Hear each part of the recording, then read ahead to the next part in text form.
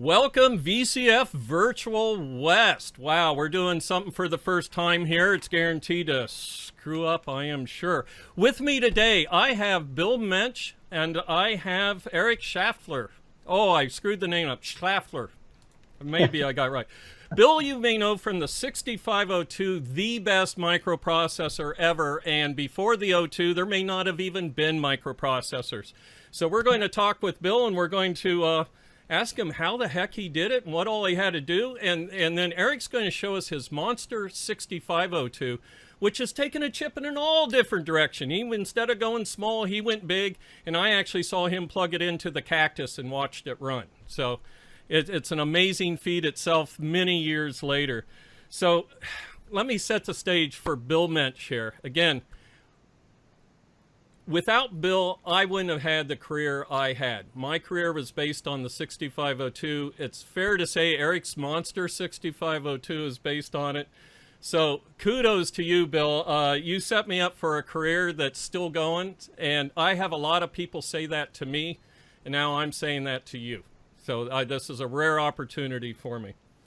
So Bill, back in the days, you know, I know what PMOS was. PMOS was in calculator chips, and you know, the way I tell people is PMOS pulls high easily, doesn't pull low worth of poop. And then there was NMOS, which can pull low easily, but you had to do something to make it pull high pretty good, called depletion mode or whatnot. And the question is, was there any decision making? Did you ever think about doing it in PMOS or in CMOS, or was NMOS the only way to go, and yet NMOS was broken so you had to fix it? Or tell us how you got started with the process itself that made the 6502 possible. For inviting me for this discussion, especially with Eric and his Monster.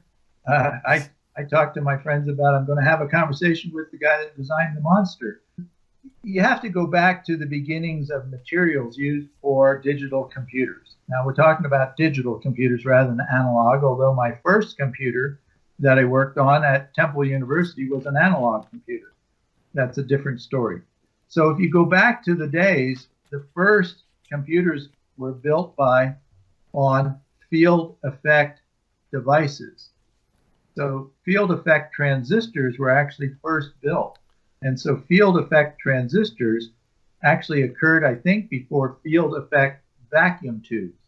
So the materials that are used to manufacture digital technology has a long history. I don't know when the first FETs and tubes were built, but probably back in the 30s or 20s or something like that. So now let's fast forward. I'm at Motorola. One of my first design projects was actually to complete the family of logic gates that could be used like they are now, right now, as a standard cell library that you could then call up to build integrated circuits. So that meant that Motorola, being a leader in the business, had PMOS metal gate, PMOS silicon gate, NMOS metal gate, NMOS silicon gate, CMOS metal gate, and CMOS silicon gate. So all 6 of the libraries, it was my job to complete the designs and put them in so that you had the input capacitance, output loading characteristics, sizing, and everything else so that someone could place these in a floor plan. And it was for the local logic center in Boston for the computer manufacturers that on Route 128, I think is the name of the route, where DEC and these other mini computer companies were. But Motorola is realizing that they have to use these standard cell libraries so that people could build what they wanted to build for these IBM competitors called DEC and Data General, etc., Burroughs and some of these. So when I got to Motorola, they already had the foundry, already had the different processes. So we weren't going to design with integrated injection logic that the crazies at TI did with their 9900. You had to be crazy. I can't don't even get me imagine. going on the night. Yeah, don't get me going on that. So when that's you, a bit slice. When you asked me why I designed with what I designed with, I didn't have a choice. I needed to design with a process that Motorola had. Okay. But then, so I designed with the PMOS silicon gate for Olivetti. Okay. Of course, I designed the logic families in all the processes that Motorola had in that day, and that is in the field effect transistors. So the PMOS, NMOS, and CMOS. I got to experience all the modeling of all the transistors. And because I was a technician at an advanced semiconductor lab called Philco Ford in Bluebell, Pennsylvania, my job as a technician was to work with engineers and figure out the basic characteristics of materials, because we were designing the first solid state alternators that had a lot of current flowing through them to charge batteries in an automobile. And also, we were working on radios, single chip radios. So I needed to know the characteristics of you call the cutoff frequencies of amplifiers. So I was working on all kinds of stuff. And the other thing that's interesting here is I was working with the thermal coefficients for those high current transistors that were in the alternators. So I'd have to look at the thermal coefficient from the surface of the chip transistors to the heat sinks, which was basically bolted onto the alternator. So I saw all of this material characteristics for semiconductors. So give me a break. So when I decide I want to be an engineer because I have to pay off my mother for my temple education, then I need to be an engineer because I could pay it off twice as fast. And so that's why I went that direction. So when I get to Motorola, I already know what I want to do.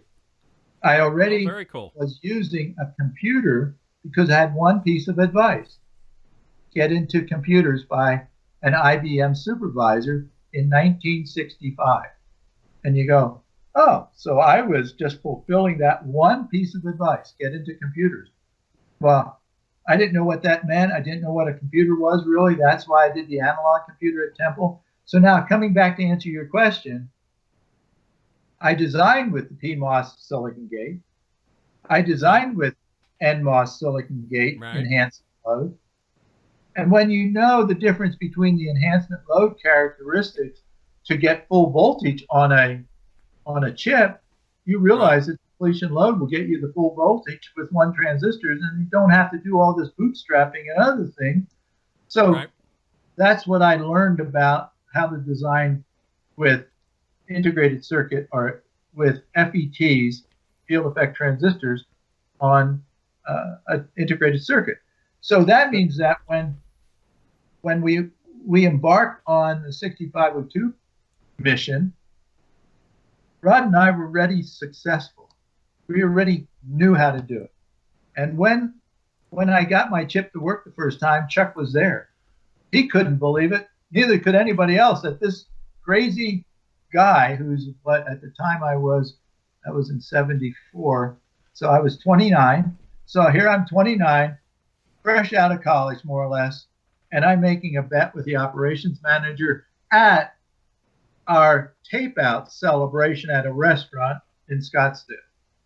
Well, they're thinking, this guy's got pure ego. So guess what I did after that bet? I went back and checked the PIA again because I wasn't going to lose. I think it was particularly fascinating to hear, Bill, that you had a chance at Motorola to use the different technologies, and so you knew the benefits and drawbacks of each one, and so that built up some very valuable experience for you. Yep. So I guess that more or less answers the question that I had about the depletion mode FETs.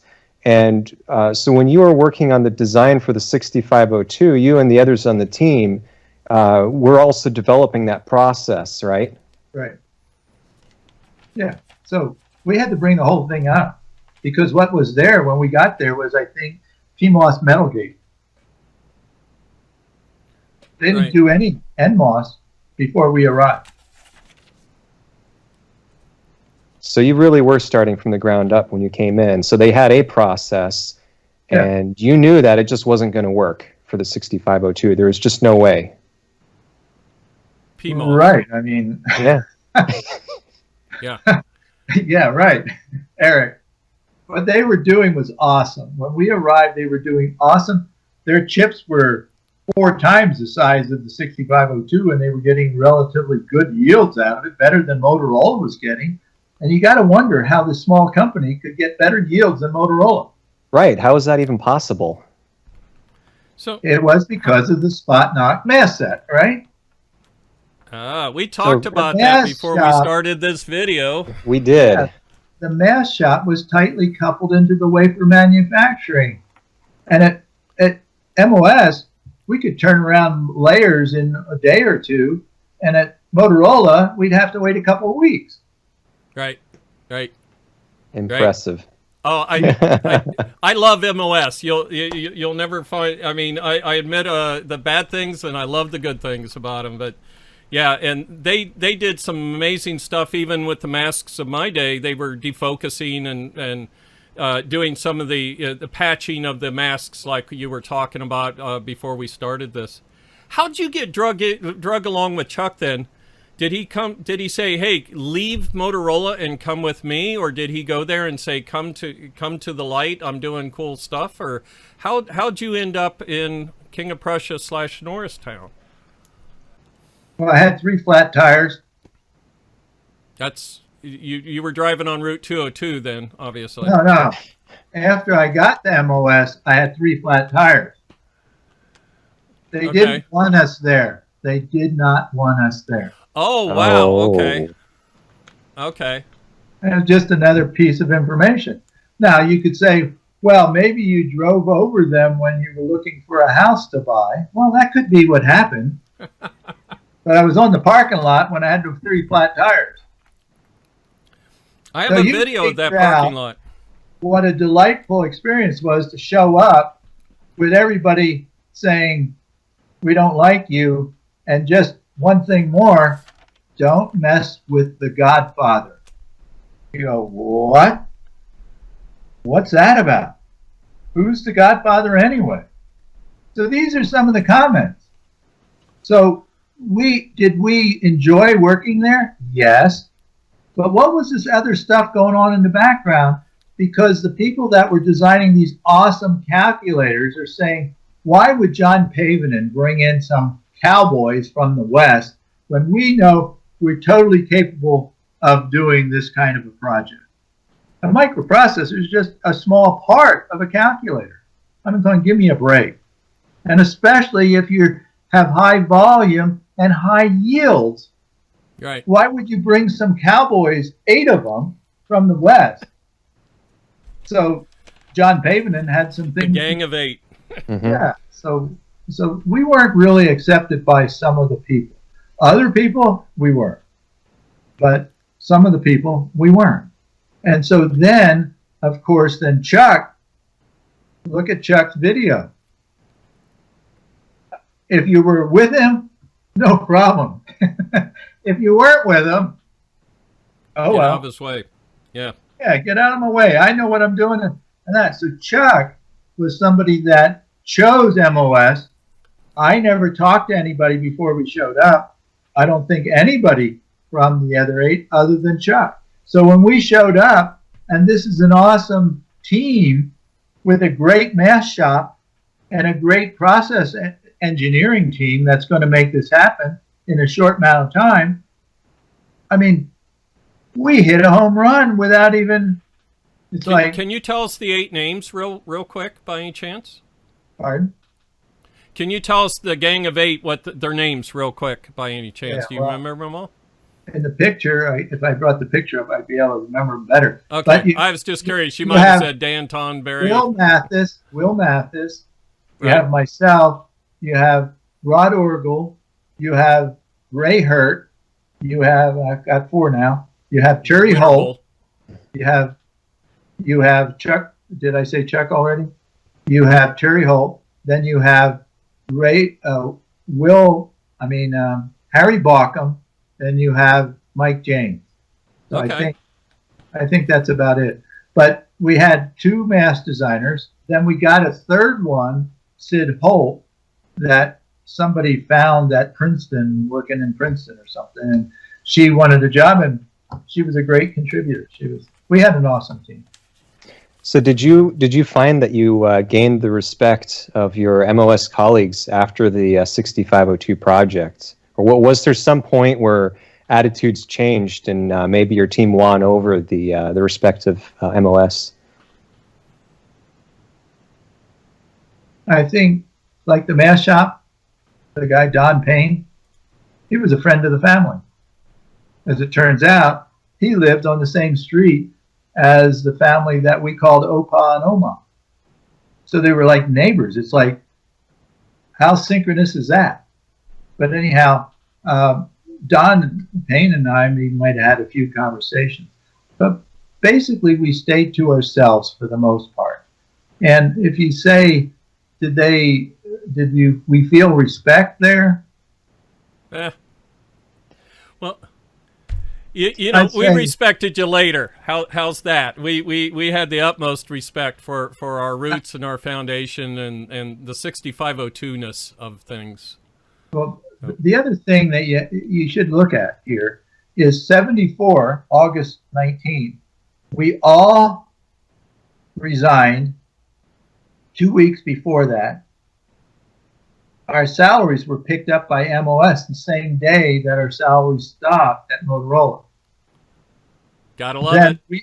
Then we get in our cars and whatever, moving vans, if some people had moving vans. I don't recall the moving van. But anyhow, the point is that we leave and go across country. So, of course, it takes about 3 to 4 days to drive across country. So we show up the next week. But that's when we're trying to figure out what do we have going here. No computers. Okay, well, we had unlimited computer time at Motorola. No documentation. Motorola had the best documentation department in the world at the time. All these things we were used to at Motorola, we had none of that at MOS. Wow. Yeah. That could be a shock. I've done that. I've gone, when I left Commodore and went somewhere, I was in for a shock when I got there. I had taken things for granted. So, but, Eric, do you have a question about the 6502 itself? We had talked about the ROR bug and other things. Is there a good... Now, wait a second. Yeah, I think the Bill, the ROR was never a bug. There you have it. Know. Okay. It's just one of the things we had listed. When I saw the O2, it worked perfectly in my book. So But Chuck Peddle was the guy that signed off on the final instruction set. He signed off which on came from the VAX, right? Or came from the 1123? PDP 11. PDP 11, thank you. Which I never knew till I started talking to you that was the same instruction set. Well, it's not the same, but they have the same name. I mean, same, but it's the architecture of it. Yeah. But let's talk about the ROR. I have... It's not a bug, by the way. I have the programming card without ROR. Now, you go, well, why wasn't ROR? Well, who's the guy that signed off on all the instructions? Right. Okay, end of discussion. He left off an important instruction. Yeah, it's a good bug. instruction. We had to repair it. We had to figure out how to put some more decode in there for ROR. Now, once you do some of these other things, you can find a way of doing it, and that was fixed. But it wasn't an ROR bug. It was an ROR brain fart. So it was a lack of the feature in the definition. And so it wasn't in the silicon because it wasn't defined that way. No, and I was counting on Chuck as Rod and anybody else on the program that Chuck was the guy that's going to say this is going to work right this way. So am I going to go, if you know anything about Chuck, am I going to go in there and tell him, Chuck, we need ROR? Well, you might try, but that was out of my lane. What was in my lane is putting the clock generator right on the chip called the 6502. That was in my lane. Yeah, that's very important. Yes, I'd forgotten about that, that we always needed a little clock helper in the Motorola stuff. Clock chip. Clock help. Yeah, the Intel Yeah. stuff had that too. They had some pretty complicated clock driving chips that you had to use with Yeah. their microprocessors. A company called ICS made a living supplying things like that too. So, give us another. You had a question about ADC or the history of add with carry or decimal, Eric? I think it related to the decimal mode, which I thought was particularly clever. If you look at the implementation, it uses a set of XOR gates to selectively invert 3 bits out of each nibble. And I could even pull up the schematic if you're curious to take a look at that. But I think you told me before what the goal of that little circuit is just to add 6 to the number that's coming in order to do the adjustment. Yeah, so if you're going to increment in decimal from 9 to 10, then the 1 for 10 Right. is in the upper nibble and 0 is in the lower nibble. So if you look at it, you're adding 6 so that you roll over, because hexadecimal has 16 values, right? Mm-hmm. Okay, so that's the only circuit that was ever simulated. Really? And I did that in Fortran. I wrote the simulation in Fortran. So And you've heard the story that when they opened up an overseas copy of the 6502, everything was identical to our mask except for the add with carry. They had to drop in something because I believe you went and got that patented, didn't you? The actual ADC process? yeah, well, it's actually decimal correct. And so it's not just ADC, it's, I think, an SBC also, a subtract Yeah. also. Okay. Right. I'm trying to So use shortcuts here. Yeah. Yeah, and so that was the only patent we got on the Right. 6502. So I actually Right. did the design of it, but all 4 of us were on the patent. You know, we did find something on the 6502 in my era. I'm talking early 80s. They found a 200 ohm short between VCC and ground, or VSS and VDD, as you all say. And that sounds like a poly short to me. And if I'm not mistaken, isn't that like 200 ohms square or something? But they had laid a chip, a heat-sensitive LCD, like think mood ring, on the die, and that's how they found this resistor that was just always on. I don't know if it was just a piece of poly or whatnot, but one of the process engineers told me about that. Yeah, I don't know about that one. Yeah, it's just one of those things where he said, oh, we found it came in passing, but he had bought this little mood ring thing, so he really wanted to use it, and he actually found something with it. He found a transistor always turned on or something like that. So that reminds me a little. So you're going to edit this, like what happened with Jeff? No, so far everybody's hearing us. They're going to hear exactly what we're saying, but I'll edit out something if you tell me to. No. What I'm saying is, we did a similar thing with Stephen Edwards, and ours went way over. So it was 80 minutes, and he carved it down to 43 minutes. So I'm saying, whatever you want to cut out of this, I'm happy with whatever you choose to cut out. But I think everybody's going to want to hear everything you have to say in this format.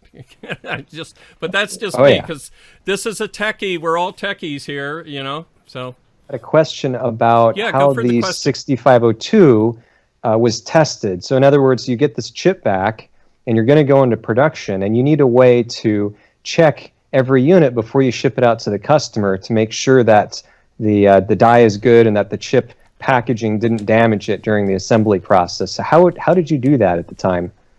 Okay, so in the other video, you'll see the tester. So the tester is in Arizona, and I'm in Colorado. So you might be interested in, how did we figure out that the chip worked the first time? The very first chip. Right. Good question.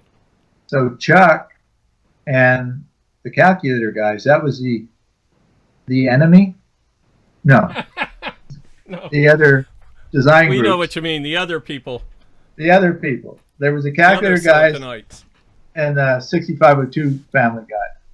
Well, at this point, we have a chip coming out, and from this tape out, when you say, okay, we're good, make the chips, then it took like 2 weeks. Maybe it wasn't 2 weeks. But that's what it took at Motorola minimum. But anyhow, the point is that when you do that, then you have some time to build a tester. So when the chips came out and we packaged the first die, by the way, when you go into production, you probe the chips also. So we probe every chip, and then the good ones, the bad ones, we put an ink spot on so you knew which one was bad. So when you scribe the wafer, you basically use a vacuum tweezers to pick out the good ones. That's the one that goes in the package. So I don't think that we had probing set up at all when we got the first wafers out. So we just packaged them at random and put them on the tester. Well, Chuck is there sitting in the lab, and he's across the lab, and Rod and I, there's only 3 of us in the lab checking the first chips. And Chuck's there with his thumb wheels, that putting in the A9, load A, right? And then push a button. And then I don't know what he was looking at, but a display maybe that said that I think you have to do a load A, but you can't see anything, and then you do a store A, then you see it. Then you see it, and then he would say, okay, load A and store A works. And then Rod and I are over there, yeah! He knew that if load A and store A there worked, with a scorecard, right? They called the programming matrix. If load A store A worked, then 95% of the chip is working. Right? Hello. Right? So then let's put the next one in, 8D or whatever. And then, and I don't know if he had to, when he pushed the button, I don't know if that was just the opcode or it rippled through the address, would have been 8D, 8D or whatever. But there's Chuck. Okay, so the next instruction worked, and then Rod and I are cheering over there, and it's like that had to take a half an hour or whatever for Chuck to go through 151 opcodes. Wow. Yeah. And that's amazing. It was just Rod and I there cheering. We didn't have any mask designers that I recall, or any of the management team. And you didn't have to probe it under a microscope to get it to work and stuff like that. Wow, what a wonderful feeling. It just worked.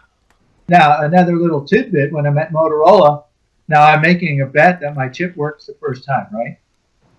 So the first PIA chips come out. They had a Viatron tester there before we put it on the Sentry tester. Sentry testers, they didn't have at the time. Is PIA a 6530 or 6532? I'm trying to remember which. 6520, 6820. We're talking 20. about. Okay, before the 22, then the VIA. Okay. Yeah, and that's, if you look at the Apple One picture, the 2 chips in the lower left-hand corner, I was a designer of both of them. That's the PIA, 6820. But anyhow, 6820 at Motorola, we're testing, right? We put the PIA in the tester, push the button, good part. Put the next one in, and I have a test technician there setting it all up for me. Puts the second one in, good part. I feel you, man. I like to have some failures. Put the third one in, good part. At that point, I'm going, there's something wrong. Something wrong with the tester, wrong. maybe. And then he goes, oh, yeah, there is. We don't have the power supply hooked up to VDD on the chip. You're powering it from the chip, from the tester. So I'm going, right. Okay, let's do that, and then let's retest them. First one, good. Second one, good. You We got can to power the them fifth from one, and all 5 of them were good. Yep. You go, I've seen chips do that they'll work until there's not VCC on at least one of the pins, and then the chip fails. so what I'm getting at is the first chip not only worked the first time, but like the first 5 chips we tested worked right the first time. Twice. Motorola never had anything like that. In fact, Ed Armstrong had a long beard waiting for getting 10 good 6800s on one wafer. We were getting, and I would go to the parties with the highest yielding PIA wafer in my pocket. They were 2.5-inch wafers. I put them in my pocket, and my wife at the time would say, why do you want to take that? I'm going, dude, wouldn't you want to know who designed the Corvette? No. Oh, okay, well, I'll leave it behind. Whatever. But that's how passionate I was about designing these chips. Now, were your wafers this size back then, or were they this size? Well, what's 2.5 inches? Probably smaller than this one. This is a ROM that MOS made. Yeah, but Yeah, we used to try okay. and Oh, wait a cleave them. second. Wait a minute. For MOS, they probably did have 4-inch wafers. They could probably 3-inch wafers. It's probably a 4 3-inch wafer. Yeah. But Motorola at the time when we first started, they were 2.5. And this wafer here is actually one I got out of the basement of MOS 3 years ago. They actually had them in an old storage cabinet because people said there's going to be stuff down there, and I'm like, there's not going to be anything in the old MOS building. But somebody must have put something from the test group down there, must have put a storage cabinet. There was no nitrogen on it or anything, obviously. But I pulled a good wafer, or not a good wafer, but an intelligible wafer out of it, and it turned out to be one I recognized. Do you remember what part You it did the was? 65. It's the 8563, the bane of one of my computers. So now you did the 6522 also, right? Right, 6530. And I used 6530s where I was at before Commodore because we liked the mask ROM that was in them. So we had a 6530. Ours were branded -005 for external customer. But we used to use those because EEPROMs, I'd have to slow down to like 0.5 megahertz to even use them. So we used 6530s, 6532s, and then the 22 came along. And you changed my life, Bill Mensch, with one simple feature. And that was the auto-loading interrupt clock. Before then, we would get an interrupt, and we'd have to race to get there and reload the timer. And if you saw a square wave made by it, it'd jitter. Well, how do you write a real-time operating system where you don't know what time it is, ultimately, over a day or something? And your 6522 had an auto reload. As soon as the interrupt hit, it'd reload the counter and keep going. And we're like, we know what time it is. It's wonderful. So thank you for the 6522. I like that as almost as much as the O2 itself. So excellent chip. Well, you're welcome, and my pleasure. And you know the spec on the 22? Yeah? Me jotting down information that Chuck and Will wanted. Right. On Oh, it looks like somebody, like a wish list of stuff people wanted shoved in a chip. But I didn't design it just one time. I designed it twice. For CMOS? No. Well, yeah, that too. But no, at MOS Technology. Oh, okay. The RB napkin is what I was going off. And then I didn't have to totally redesign the whole thing. But basically, then Chuck and Will said, oh, we want this. And then you go, oh. Okay, so now we have to take it all apart, put it back together again because of, I forget what the difference was from what they said on the first Arby's napkin to the second ARPANET. Yeah, that's a systems guy for you, but we know what we like. So we That were serial talking port earlier- that's on it. What's that? The serial port I put on there. Yeah, That was, we want a serial port. right. It's Yeah, it's a and a wonderful serial port that changed the world also. Definitely. Yeah, I know. It was used in the original Macintosh mouse interface. Yeah, And it was also used in the And Jobs Vectrex. wanted me to make some I changes. ran vacuum fluorescent displays from it. You know, it was our 3-wire interface of the 1980s, of the 1970s and 80s. Yeah, Was too bad your it shift wasn't register? Too bad it wasn't I2C or SPI or UART. That would have been too complex. Who would you have talked to then, back then? You know, so right at the time, that shift register, I could interface it to hard TTL or somebody else's display adapter or something like that. So it was right down the middle of the road. That was great. There were And it some was very totally- clever things you could do with it for sure. The Vectrex used one to generate the raster character font on the screen, and so they would just simply load in 8 bits Yeah, for right, one right, character right. You can do row, stuff like that. and then the 6522 took care of displaying it. Yeah, that was a busy 6522, but it kept Very much up. so. You had So- like what, 8 microseconds to get back to it. So just so you know, that my tester, so I took it offline for a weekend and I set up at home the first video game that used the 6502, and the 22 was a composite video audio for a game I created in 2 weeks called Barnstorming. And so what I had is a biplane flying around and put, put, put, put, because that's the sound that the 22 would make. And so Chuck said, there's no way you can do a video game. I said, here it is. I'm done. But what the game Barnstorming was, there's a cow and there's a barn and an airplane.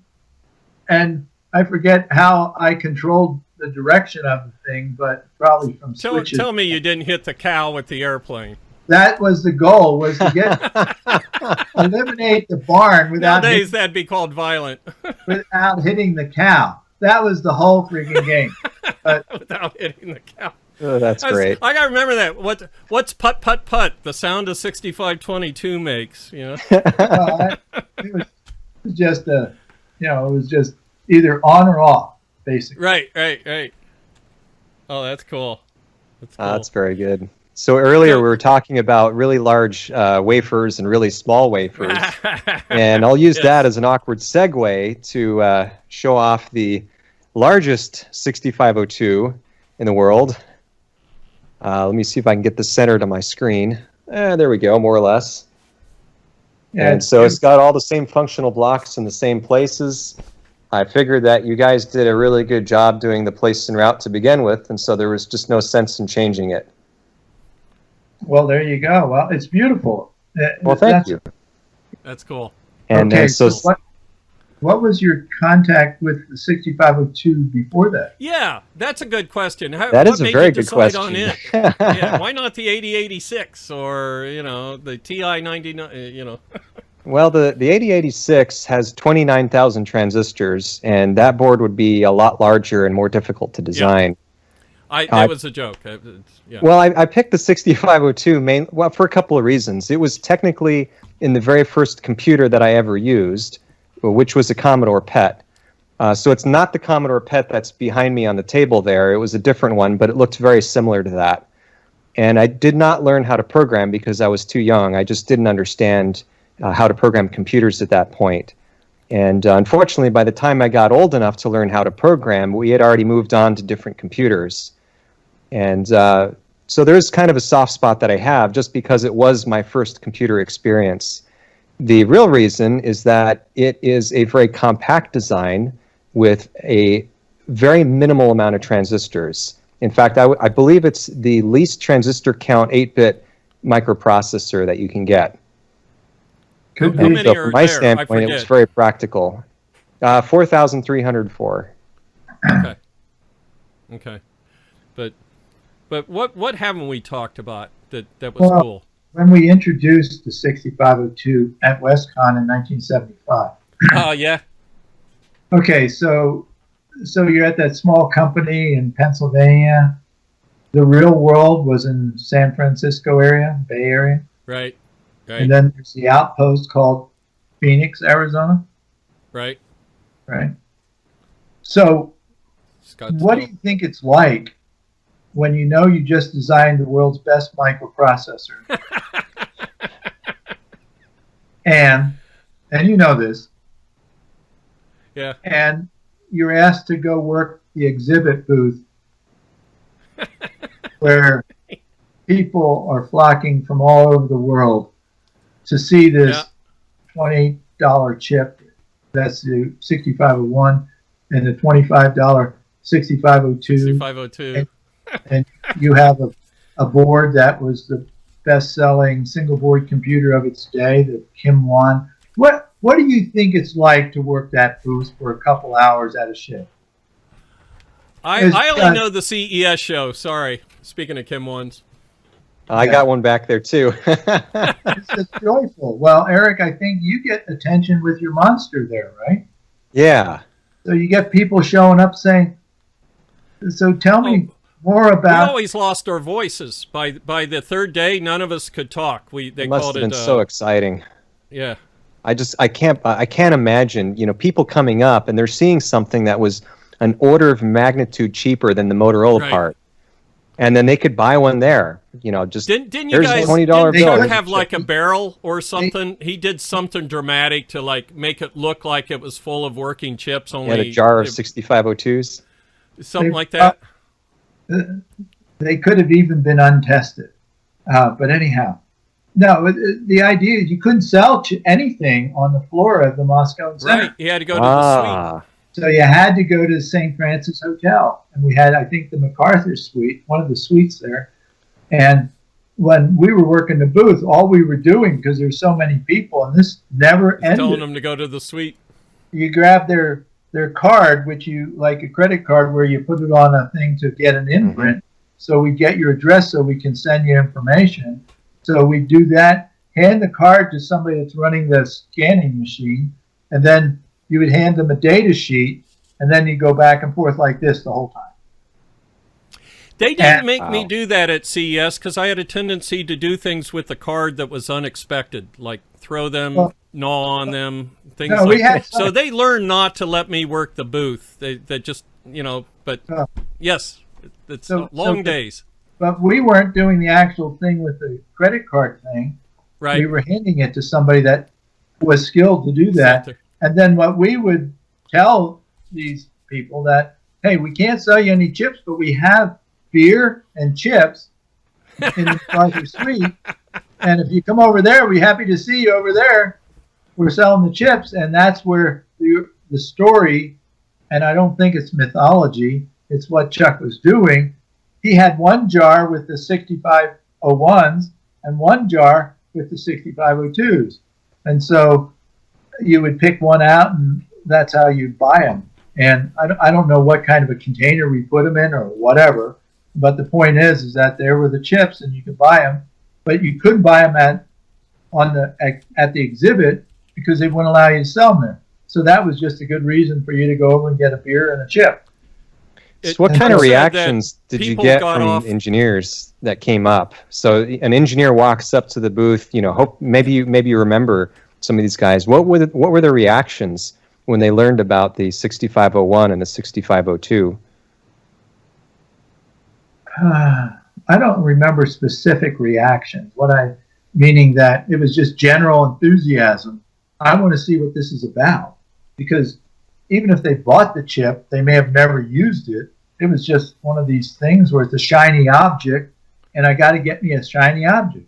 It's like today you would find somebody handing out Arduino boards, little maker boards or whatever. That's the kind of today's world is that maker world that has people wanting to make things out of Arduinos and Raspberry Pis and maybe a Beagle board here or two. So to me, but what I wanted to get the point across, is there's Rod and I. We're working as a team. We worked the show as a team. We drank beer as a team. We just enjoyed being there because we were the team, semiconductor engineering team, that made it happen. Mm-hmm. And so when you're out there in the real world, like they let us out of the cage and we're having a ball.